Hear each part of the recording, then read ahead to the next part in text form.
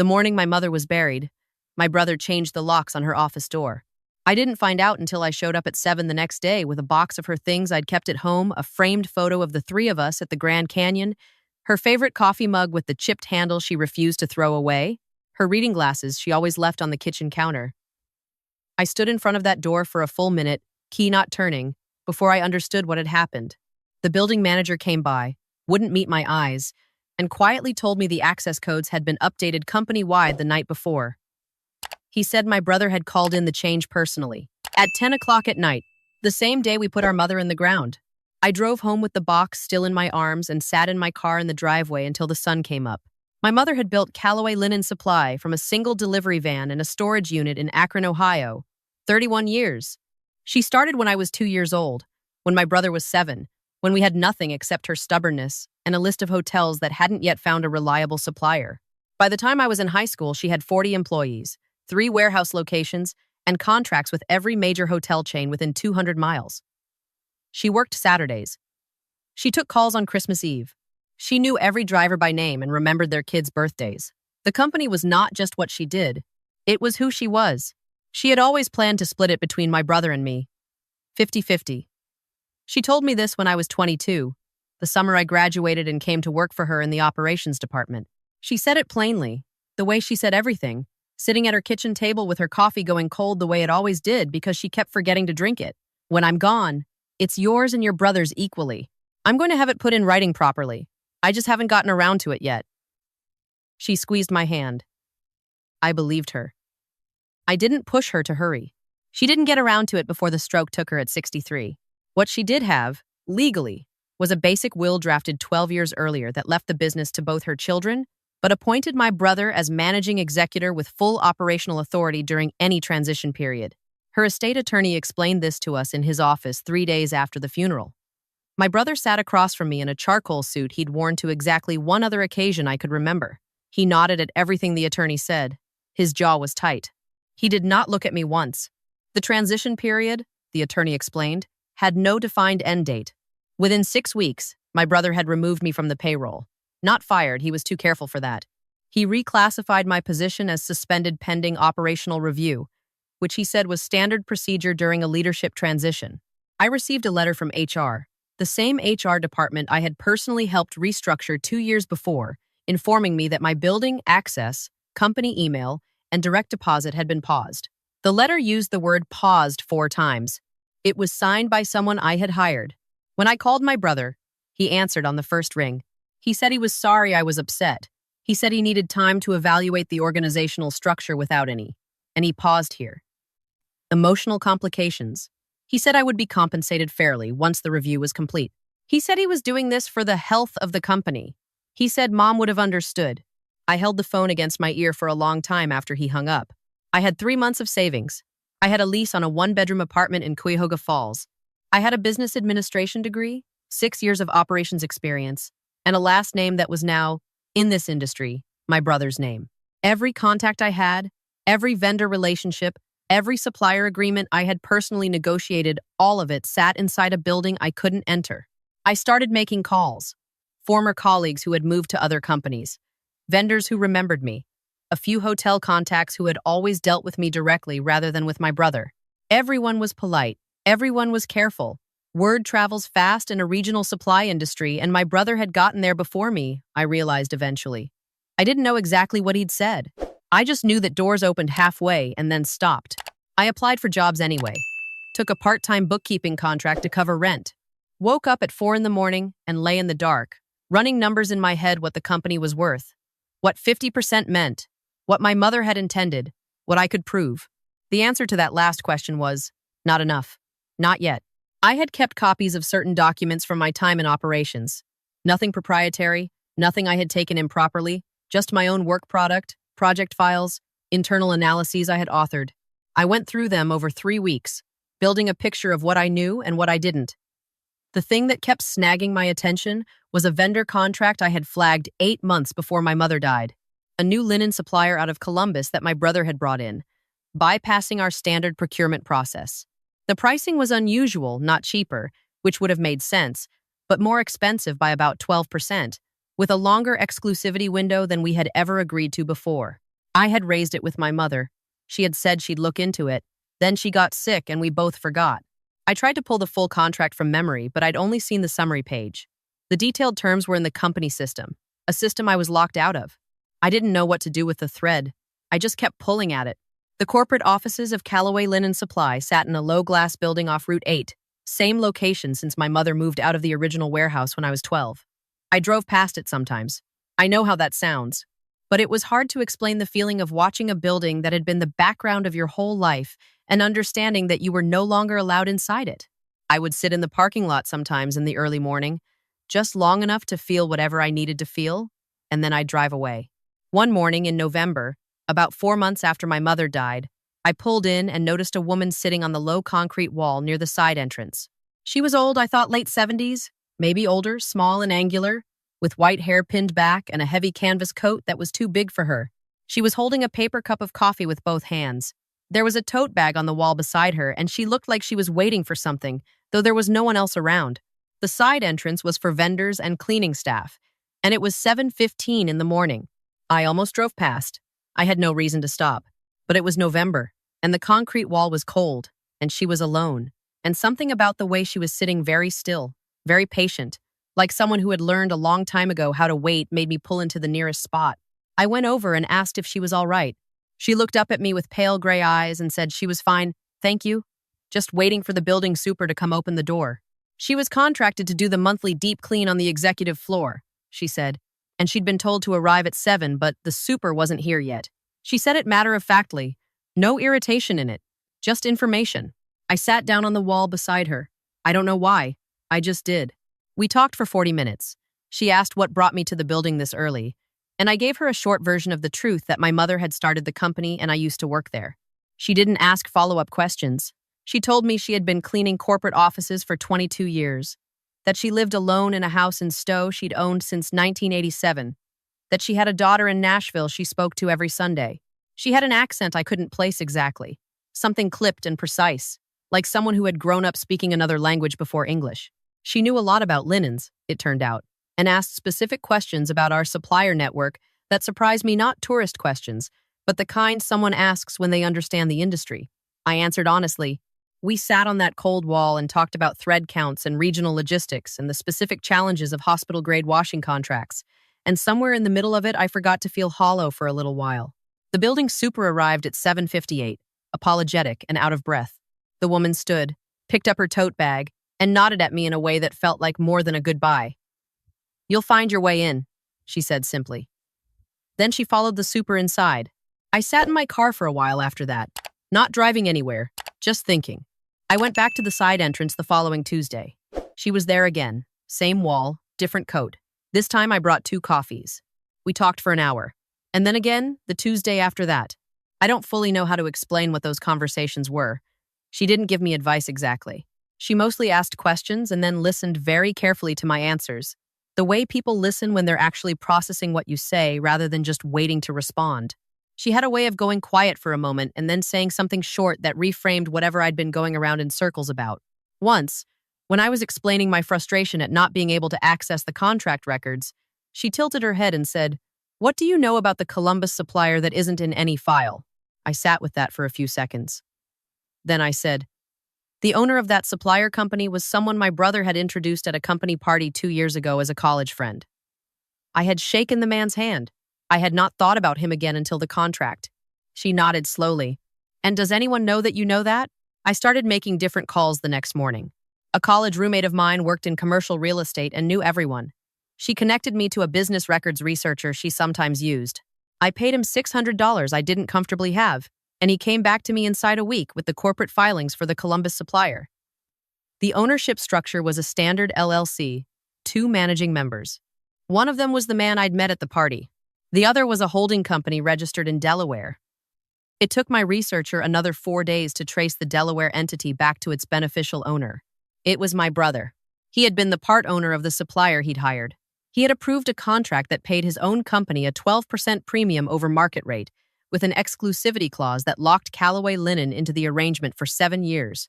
7 years of above-market pricing, paid to a company he partly owned, authorized during a period when our mother was too sick to review the details herself. I sat at my kitchen table with the documents in front of me and felt very cold and very calm, the way you sometimes feel when something you feared turns out to be true and there is a strange relief in the confirmation. I printed everything twice, put one set in a folder, put the other set in a different location entirely. I called an attorney. She was a business litigation specialist in Cleveland, the kind of person who speaks in short sentences and charges accordingly. I laid out everything in a 1-hour consultation. She listened without interrupting. At the end, she told me what I had: a breach of fiduciary duty claim, potentially a fraud claim depending on what further discovery revealed, and a strong basis for contesting the continued transition period that was keeping me off the payroll and out of decision-making. She told me what I didn't have yet: access to the internal financials that would show exactly how much had been paid under the inflated contract. She said the fastest path to those financials was a formal mediation or legal proceeding that would compel document production. I asked how long that would take. She said if my brother agreed to voluntary mediation, possibly 60 days. If he didn't, 18 months minimum. I called my brother the next morning. I told him calmly that I had retained legal counsel and that I was prepared to file suit in Summit County Common Pleas Court within 30 days if he did not agree to a structured transition out of his sole operational authority. I told him I was requesting a formal settlement meeting with both attorneys present, a full accounting of all vendor contracts executed in the past 24 months, and documentation supporting the decision to exclude me from the company. I kept my voice level. I read from notes. He was quiet for a long time. Then he said I was being irrational. Then he said I was making this harder than it needed to be. Then he said, and his voice changed when he said this, that I should think carefully about whether I really wanted to go through a public legal process because things would come out on both sides. He said this like it meant something, like he had something on me. I had nothing. There was nothing to find. But the threat was there, and I understood what it meant. He would make it ugly if he had to. I told him the mediation request stood. I hung up and sat very still for a moment. The next Tuesday, I went back to the side entrance. I hadn't planned to. I just needed to not be alone in my apartment with my thoughts for an hour. She was there. Same coat. She took her coffee and looked at me for a moment and said, "Something happened." I told her about my brother's threat, about the implied warning, about the 18 months of litigation if he stonewalled. I said I was scared that by the time it was over, there would be nothing left worth fighting for, that he would run the company into the ground or sell it or simply bleed it dry through his own supplier scheme and I'd win a judgment against an empty entity. I said my mother had spent 31 years building something and I was watching it happen in real time and I couldn't stop it fast enough. She was quiet for a moment. Then she asked, "Do you know who sits on your company's banking relationships?" I said we used First Meridian Commercial for our primary accounts. She asked if I knew who the relationship manager was. I named the woman who had handled our accounts since I was in college, a vice president I'd met at a company event years ago. She nodded and asked no further questions. That evening, I received a call from a number I didn't recognize. The man who called introduced himself as a senior compliance officer at First Meridian Commercial. He said he was reaching out in a professional capacity regarding an inquiry. He used careful language. He said that certain transaction patterns and accounts associated with Callaway Linen Supply had been flagged for routine review, and that as a secondary authorized party on legacy accounts, a status that had apparently never been removed when my brother changed my operational access, I was being notified as a courtesy. I asked what kind of transaction patterns. He told me, still carefully, that he wasn't able to say more over the phone. The mediation was scheduled for the following month. My attorney had pushed, and my brother's attorney had agreed faster than she'd expected. I didn't know why until she told me, the day before the meeting, that there had been a subpoena issued to First Meridian by the Summit County Prosecutor's Office. She said it was unrelated to our civil matter. She said I should know in case it came up. I arrived at the mediation office at 8:50 in the morning. It was a floor of a downtown Cleveland office building, neutral and beige, conference room with a long table and a window overlooking the street. My attorney was with me. We were early. I set my folder of documents on the table and poured myself water and tried to breathe evenly. My brother came in at 9:02 with his attorney and a paralegal carrying a box of documents. He looked tired in a way that was different from grief. His eyes moved to my folder and stayed there for a moment. He sat down across from me. I had not been in the same room as him since the funeral. The mediator came in and began with the standard procedural overview. She was halfway through it when the conference room door opened and a woman stepped in. She was small, white hair pinned back, a suit instead of a canvas coat, but the same pale gray eyes and the same quality of stillness. My brother's attorney started to object, said the attendee list had been finalized. My attorney looked at me. I had no expression I could manage. The woman set a leather portfolio on the table and sat down at the far end. She introduced herself by name, which I will not include here, and said that she was attending in her capacity as a board observer for First Meridian Commercial Bank, and that given the ongoing compliance review touching accounts at issue in this proceeding, the bank had a standing interest in the outcome. She had not been cleaning offices, or she had been, in the way that someone who has spent 40 years in banking and regulatory work might occasionally consult for a company and prefer, for their own reasons, to observe without introduction. I found out later that she had been on the advisory board of First Meridian for 11 years, that her daughter in Nashville was also her business partner in a financial consulting practice, that she had been at the Callaway building 6 times over 2 months and had never once suggested I look at her differently than what she presented. My brother's face had gone very still when she said the bank's name. The next 3 hours were methodical in the way that legal proceedings are methodical, which is to say relentless and exhausting and more exposing than anyone likes. The supplier contract came out. The beneficial ownership of the Columbus LLC came out. The internal financials, which my brother's attorney tried twice to withhold as proprietary and was twice overruled by the mediator, showed $420,000 in excess payments over 14 months at the inflated contract rate. The compliance issue that First Meridian had flagged involved overlapping transfers between the company operating account and a personal account in my brother's name during the same period. His attorney called for a recess at 12:45. They did not come back. What came instead was a settlement offer, delivered by email while I was still sitting in that conference room eating a granola bar and trying to process whether I was going to cry or laugh or simply fall asleep. My attorney reviewed it, made 4 notations, sent back a counteroffer. By 3 in the afternoon, we had a signed term sheet. Full restoration of my co-ownership interest, effective immediately. Removal of my brother from sole operational authority. An independent administrator appointed for a 90-day transition to a formal co-management structure. Repayment of the inflated vendor payments into the company account. Termination of the Columbus supplier contract under the fraud provision in the original agreement. And my brother's resignation from the board, effective in 30 days, in exchange for no criminal referral from us. The prosecutor's subpoena was a separate matter entirely, and not something we controlled. My attorney said the terms were good. She said it with the understatement of someone who had seen a lot of these and knew when one had gone very right. I walked out into the November afternoon and stood on the sidewalk outside the building and looked at the street for a while. Downtown Cleveland in late fall looks like a lot of things at once, tired and functional and occasionally beautiful when the light comes off the river at the right angle. I had grown up 40 minutes from here. My mother had driven this stretch of I-77 twice a week for 3 decades. The city felt like it had always felt, which was ordinary and entirely mine. I called my mother's cell phone, which I had never been able to cancel. It went to her voicemail, as it always did. Her voice was the same as it always was. Brisk, warm, slightly distracted, like she was already thinking about the next thing. I didn't say anything. I just listened to it and then let it go to the end. There is something people always want to know in a story like this. They want to know what happened next to the person who did the wrong thing. I understand the impulse. There is a satisfying completeness to consequences that land squarely, that match the harm they're answering. What I can tell you is this. The prosecutor's office completed their review. My brother was not charged the transfers, while improper under the company's internal policies, were structured in a way that fell into civil rather than criminal territory. His resignation from the board went through as agreed. The Columbus supplier contract was terminated and the counterparty, his business partner, filed a breach of contract claim that is still working its way through arbitration at the time I'm writing this. My brother and I have not spoken since the mediation. I think about that sometimes.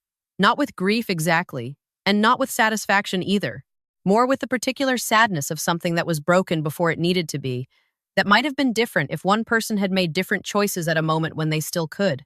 I think he was scared when my mother died. I think the fear looked like greed to everyone else, maybe including himself. I don't say that to excuse it. I say it because it's the truth as best I understand it, and I have found that I can't move forward without understanding it as clearly as I can. The woman and I have had coffee 3 more times since that day. Actual coffee, at a place in Stowe near her house. She doesn't offer explanations, and I've stopped asking for them. She did say once, simply, that she has a habit of sitting in on situations that seem unresolved and seeing what she can observe. She said she finds that people usually already know what they need to know. They just need someone to ask the right questions. She said my mother had been a good businesswoman by reputation, and that good businesswomen deserve to have their work survive them. I have thought about that sentence more than almost anything else. I go into the office on Route 8 3 days a week now. The building manager still doesn't quite meet my eyes, but he's getting there. The 40 employees are mostly still the same ones my mother knew, and a few of them cried when I came back, which I was not prepared for but probably should have been. I am working through the vendor contracts one at a time, not with suspicion but with care, the way my mother would have. I am learning, slowly, how to hold something that was built by someone else and make it also yours. There is a framed photo on my desk now. The three of us at the Grand Canyon, me, my brother, my mother, squinting into the sun in the way you do when someone forgets to account for the angle. My mother is laughing. She looks the way she always looked, which was like someone who had too much to do and was glad about it. I keep the chipped coffee mug on the desk too. I drink from it every morning. I always forget to finish it before it goes cold. Some things you keep because they hurt.